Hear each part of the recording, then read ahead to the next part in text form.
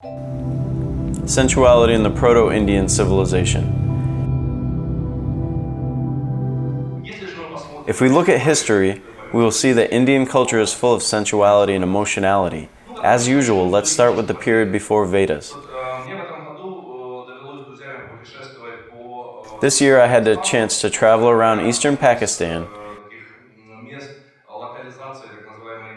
one of the localities in the Indus Valley Civilization, the cities of Harappa and Mohenjo-Daro, which were considered the oldest excavated cities.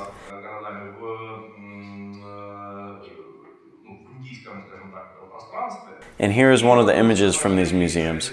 Unfortunately, this is already a museum copy. The famous image of a dancing woman from Mohenjo-Daro. This image is 4,000 to 5,000 years old, and looking at this dancing woman, this is a fairly well-preserved sculpture. We see an image of a naked woman who only has jewelry on her neck and a large number of bracelets. The bracelets in Mohenjo-Daro were loved. There are a lot of them found in the excavations, and the dancing woman herself is quite playful and provocative. It is seen that the image has a largely sensual and erotic nature. Therefore, most likely the culture of Mohenjo-Daro did not suffer from an excess of moralizing Puritanism. Moreover, if you look at the other cult images of Mohenjo-Daro, which have survived to our days, it becomes absolutely clear that one of the main objects of worship in this culture were Shiva lingas.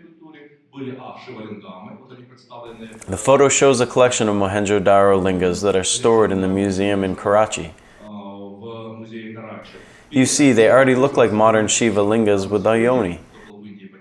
Those who visited India understand that we're talking about, except that the yoni is depicted solely as a circle, without such a notch that we can see in modern culture, and a linga, like real linga,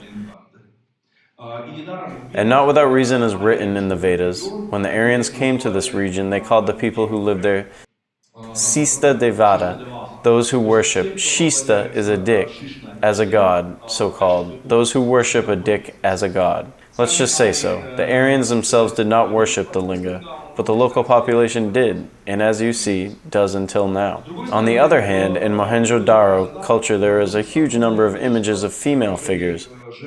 The mother goddess, or sometimes they are called bird-headed goddess. I showed here only a small collection, but in fact there are a lot of these figures. This is a woman with distinct genitals. Sometimes she has a head in the shape of a bird's head. Sometimes she is symbolically marked. Sometimes she is pregnant. Sometimes she has many breasts, like Artemis of Ephesus from the Greek tradition.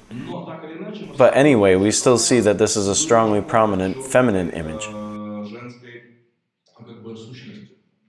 And finally, the third interesting fragment from the discoveries of Mohenjo-Daro, all kinds of bull-calves.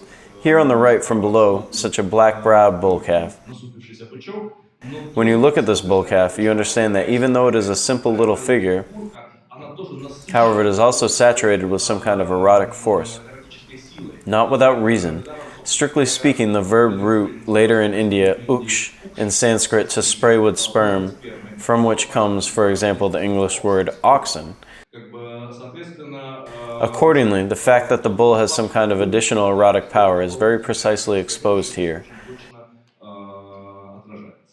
We can no longer say, in fact, about the period before Vedas, since we will talk about a period of 5,000 years ago.